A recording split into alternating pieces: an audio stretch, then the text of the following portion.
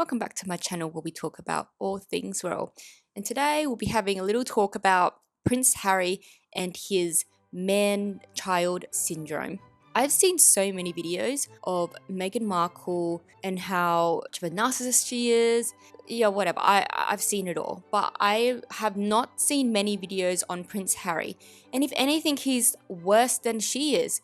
He is a effing bully from what I, read about him. But also, he was the one who let his wife talk bad about his own family. Not to mention, he did it himself as well. So if anything, he's more to blame than she should be. But I'm just so sick of him being a little crybaby and complaining about every little thing and not taking accountability in it. Let's go over the first point. Him crying about being, I'm financially poor, woe is me. Harry and his wife loves to convince us that their living situation while being a senior member of the British royal family was comparable to those who are in the lower class or something. One passage in Harry's book Spare talks about him showing Meghan not caught for the first time. He wrote, I was excited to welcome Meg to my home, but also embarrassed. Not caught was no palace. Not caught was palace adjacent. That was the best you could say for it. Not only that, they also harped on about it in their Netflix docuseries about how the ceilings were too low, how the house was just too small for them. They also admitted that they did much of the handiwork, like painting themselves. Well, bravo. Would you like an award for that? I know you love awards since you think you're saving the world one award at a time. I mean, Catherine and William used to live in Knockcott Cottage when they first got married, and they're taller than Harry and Meghan, so I don't see them crying about it constantly. He also wrote about him and Meghan visiting Prince William and Catherine's home. He wrote, we walked over one late afternoon. I saw Meg's eyes widen as we entered their front door, walked past their front sitting room, down their hallway into their study. Wow, Meg said several times. The wallpaper, the crown moulding, the walnut bookshelves lined with coloured coordinated volumes. The priceless art, gorgeous. Like a museum, and we both told them so. We complimented them lavishly on their renovations, though we also thought sheepishly of our IKEA lamps. Our discount sofa recently bought on sale with Meg's credit card from sofa.com. He also brings up Meghan's credit card again later in the book about how their office was too dark and cold, so she had to use her credit card to purchase a lamp and a heater. Well, first things first, William and Catherine saved up their money to furnish and renovate their home. It's not their fault that you were financially irresponsible, Harry, using your money to fund your party lifestyle. Like, he talks about using Meghan's credit card as if they're low-income earners living paycheck to paycheck in commission housing or something. Harry, it must be hard living rent-free on palace grounds. But I guess for someone like him who's grown up so privileged in his life, he just needs something to complain about because he's bored. Let's not forget here that Harry is not poor by any means at all. So I don't know why he keeps harping on about the credit card, harping on about how they had IKEA furniture. Hold on, didn't Prince Harry receive £1.5 million every year from King Charles? On top of that, didn't he also receive an estimate annual salary of £45,000 from the army?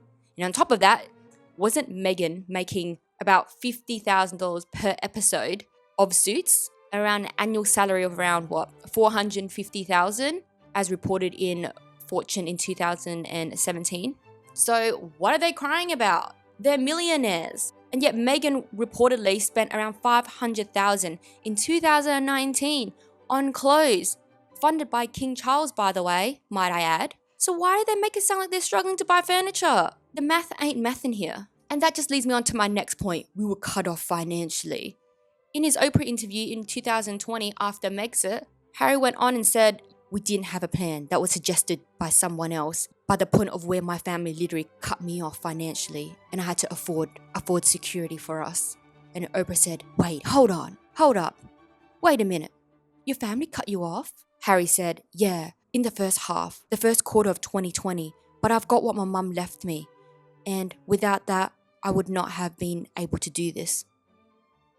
It was reported that King Charles did actually support the couple with private funds in 2020 after their royal exit. Also, a 30-something-year-old man who cries about being financially cut off by his daddy. Well, you leave the job, you don't get the benefits anymore. Simple as that. Are everyday people meant to feel sorry for you? To shed a tear in their left eye for you because you decide to choose to live in the most expensive places in the world? Why didn't you just move to a small country town where no one would bother you? No one would give a rat's ass about you. People would leave you alone because they don't care about you. And it's a lot cheaper. But no, you wanted to move to Hollywood so then you can rub shoulders with celebrities. You were being financially irresponsible. Where's all that money that you received during the time when you were working royal? Well, I know what you can do. Get a effing job, you effing grifters. I'm just so over how a rich person can complain about how hard their life is. And then he also writes about how William's room was bigger than his room when they were kids.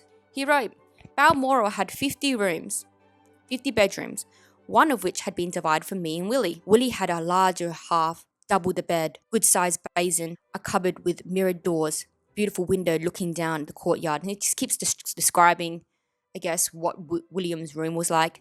And then he said, my half of the room was far smaller, less luxurious. I never asked why. I didn't care. But I also didn't need to. 2 years older than me, Willie was the heir, whereas I was a spare. If this didn't bother you and you didn't care, why did you add it into your book? You're being a bit petty here over something that was like, what, over 30 years ago? You've got to be kidding me. And then he also talks about how Prince William told him, pretend you don't know me, when they attended Eton together. So what? Why did you have to make a big deal out of it? He said, Willie told me to pretend I didn't know him. What? You don't know me, Harold, and I don't know you. For the last 2 years, he explained, Eton has been his sanctuary. No kid brother tagging along, pestering him with questions, pushing up his social circle. He was forging his own life, and he wasn't willing to give that up. I was good, but for Willie, it was pure agony to wear the same blazer, same tight shorts, and so on and so on. Okay, but why does anyone even want to follow this older sibling around anyway? Like, go make your own friends. Stop trying to be up William's ass all the time. You're so obsessed. Can you imagine being so privileged that the worst thing you can complain about is how your brother's room is bigger than yours? What a slap in the face to those who actually, had a horrible child who grew up in poverty or a war-stricken zone. Like, every older sibling has had a bigger room than the younger siblings. That's just life, and that's how it's always been. I don't understand how he doesn't get it. Like, he is as thick as two planks, I swear to God. And then there is paranoid baby Harold. So this man here, this man-child, 10 years in the British military. And yet he acts like some child when a paparazzi chases him. He's like looking over his shoulders, like freaking out, getting anxiety. In his Netflix show where him and Meghan were in the backseat of the car, and he was acting all paranoid because there was a paparazzi on the scooter chasing them. And it didn't really help too that Meghan kept trying to like scare him by saying, oh my gosh, she's chasing us. Oh my God, there's that pap. Just calm him down. Why would you want to stress him out even more if he's already paranoid about that? But this guy makes it sound like some serial murderer is after them or something. It's just a paparazzi. What are they going to do? You served in the military. Why are you so scared? And remember that New York car chase, anyone?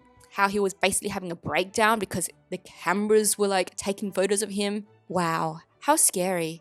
Must be more scary than gunshots, right, Harry? During your time in service? Oh yeah, I forgot, you're Bunker Harry. The only time you served in military is when you were on the Xbox playing Call of Duty or Battlefield while your peers were actually on the field. Maybe that's why he's so scared of everything. It's because he's never got an actual experience in his life because he is so coddled and babied all the time. Harry really thought that people would feel sorry for a prince who lived in a palace all his life with everything handed to him. Oh boy, now he's realized that no one actually feels sorry for him. No one likes a privileged victim. Well, that's all for today. I hope you guys liked the video, and yeah, tell me what you guys think. Take care. Bye.